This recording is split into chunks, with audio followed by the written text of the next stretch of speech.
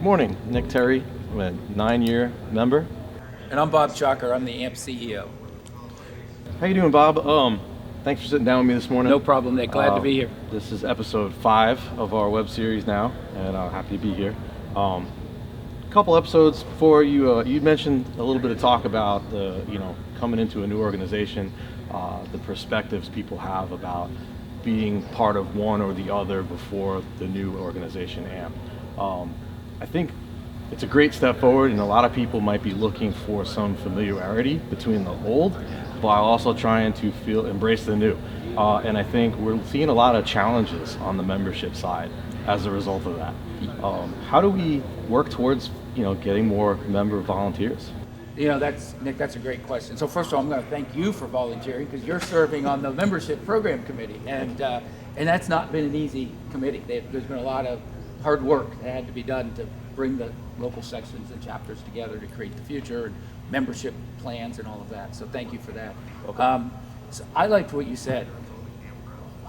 Identifying and knowing what's familiar, but looking for the opportunities to embrace what's new. I think that's a great attitude. If more people did that, I think this organization would really accelerate. We are sensitive to, and that both organizations had powerful legacies or strong cultures and great programming, et cetera. And the whole model of the merger was to build a new organization on the foundation of the past history and success of both NACE and SSPC. So we are trying to embrace some of the past in everything that we're doing going forward. But understanding that it is one new organization, not two separate. I think my recommendation is, by the way, staff's had to deal with this as well. Don't be afraid to hold on to those things that are familiar to you, but hold them loosely. Embrace them, remember them, there's great memories there, but recognize that some of them are going to change, and to give it a fair chance to really evaluate why it's changing and where it's going to. These decisions are being made by members, right? Almost all of them. We have all the program committees prior to that. We had the transition team and the integration team work that was done. 200-300 members were involved in the decision making relative to what this new organization is going to look like. What I have found through the series of talking to people, sitting down, and particularly this week we're here at Coding Plus, this week here talking to members, as people start to understand the reason why decisions were being made and why things are changing, it gets a lot easier to embrace them. So I would encourage for people who are very concerned or disappointed or feel like they're having a hard time, ask the questions, find out why that change was made, whatever it is that's important to you. Why is the standards process changing? Why is the local section and chapters changing the way they are? There's a lot of logic that went into it. Now, using your committee as an example, a tremendous amount of discussion and thought and debate was put into getting to the answer. It's worth the time to figure out the why, and I think then being able to engage makes a lot more sense. I think what you say there is definitely true.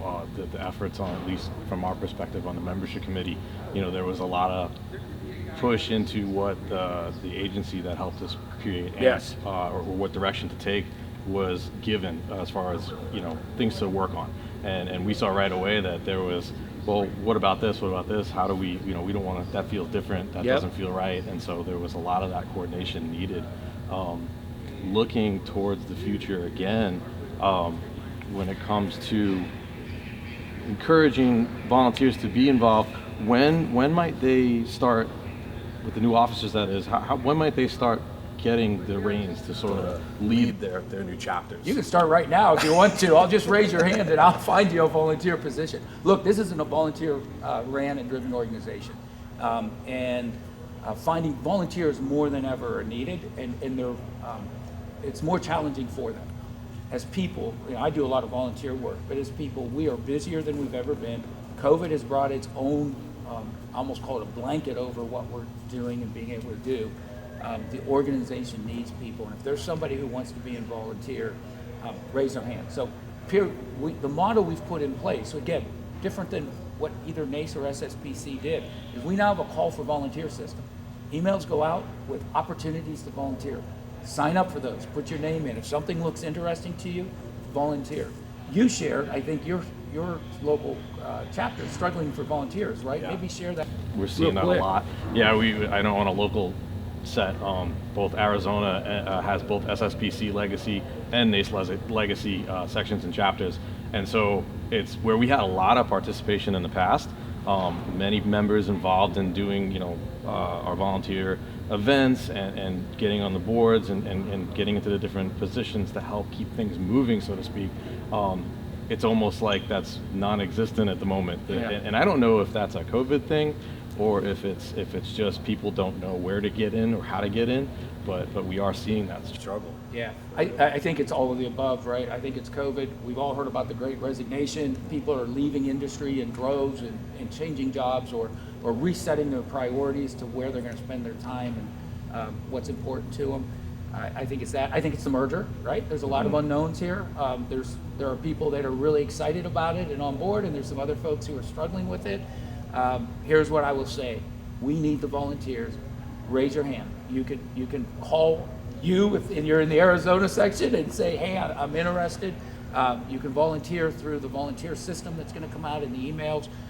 Send an email to me. My email address is robert.chalker@amp.org. I will get you connected to the right people. We have a process now that's a little bit different than most. It's much more open. Let's just be honest, the old models for both was a little bit more about who you knew and you got in. That's changed dramatically. We're making a call for volunteers, and through that, anybody who has an interest can put their name in that. Doesn't mean you're going to get every position, because there are 15 seats on this Right. board, 5 officers with this chapter, but volunteer.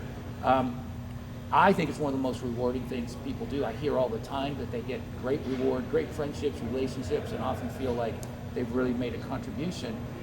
Talk to your local chapter and section. Reach out to them. If you don't know who they are, call customer service. We'll connect you. They're also posted on the website.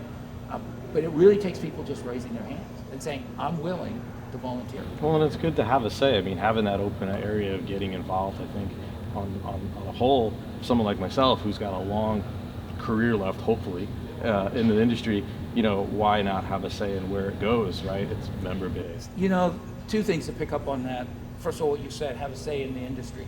That's one of the beauties of AMP, is we now have one voice and one organization that supports this industry, and it's influential. I mean, if you come to our events or you watch what's happening with AMP, this industry embraces this. And when you're on one of our committees, you really are having a say on where the industry goes. It's a very relevant organization.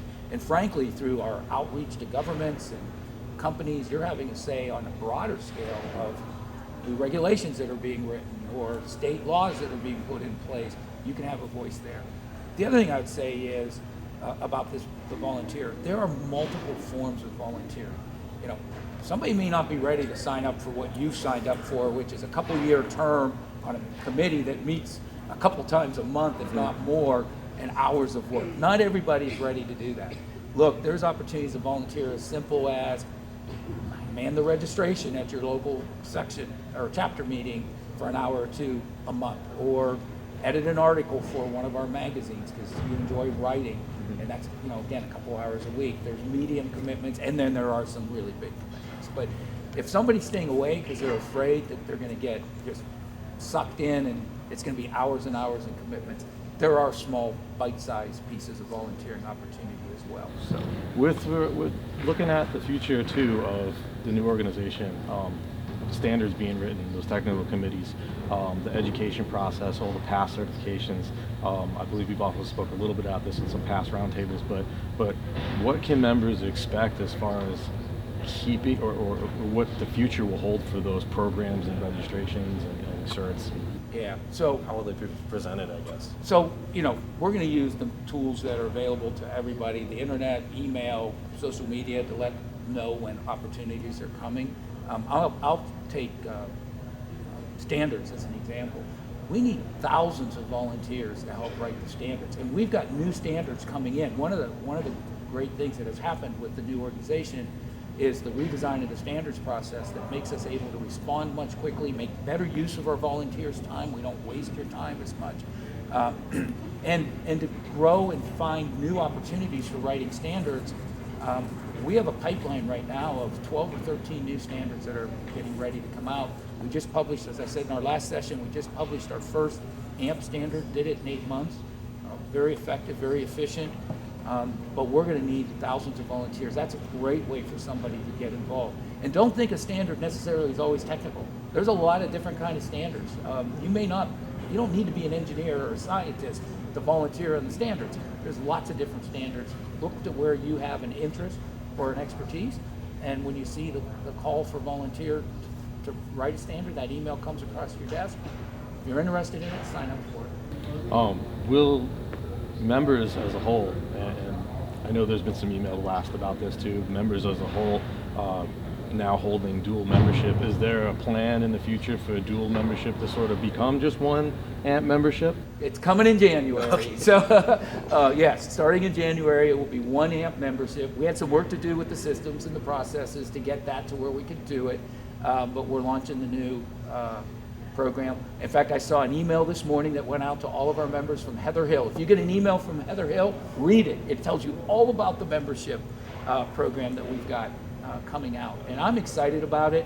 There are some changes, but there's also some core aspects that have stayed, but there's all kinds of new benefits coming. One that's coming not right in January when we launch, but somewhere down the road, probably in the next couple of months, is a micro-learning library that's going to be available to our members where, learning is changing dramatically.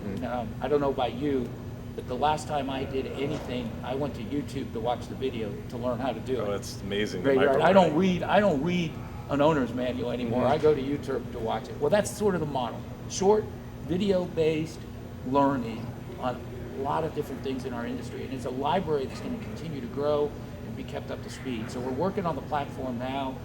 That's one of the things I'm really excited about coming. Is that something we might see introduced more and more into the current education programs? For instance, I'll just take CP2 or 3 for an example, where you go traditionally to a classroom and you spend a week of just cramming that book into your head. Do you think more of a micro-learning base will rope its way into that? Yeah, I think so. Not in the short term. It'll be there to support that learning. You'll still have the classroom. One of the big pluses, there aren't many pluses out of COVID, but one of the pluses for AMP out of COVID was it gave us the need to invest highly in online learning, which you can now use in a micro model, right? Because you can turn it on and off as you need to.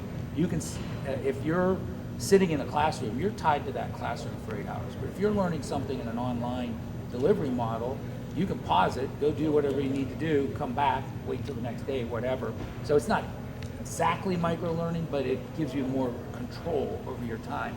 And then the micro learning, a lot of it will be around in support of the courses that we have. Maybe a new technology gets introduced in the CIP world, or maybe it's about how to use a tool or a piece of equipment. So it'll be there as refreshers, or to go a little deeper or learn a little bit more. So that will be a core part of it. Thanks again for sitting down with us and talking. How do members get a hold of you with additional questions outside of this? First of all, Nick, thank you for your time today, and again, all the volunteer work you do. Robert.Chalker@amp.org comes to me. If I'm out of town, I'm traveling, vacation, there's somebody there that's monitoring that. You can always reach out to customer service, either through email or phone. And we now support social media. So if you've got a question and you're not sure exactly how to get it answered, go to our place on Facebook or LinkedIn on our page and write your question in, and somebody will get back to you with an answer. That's great. Thank you. Thank you. Appreciate it.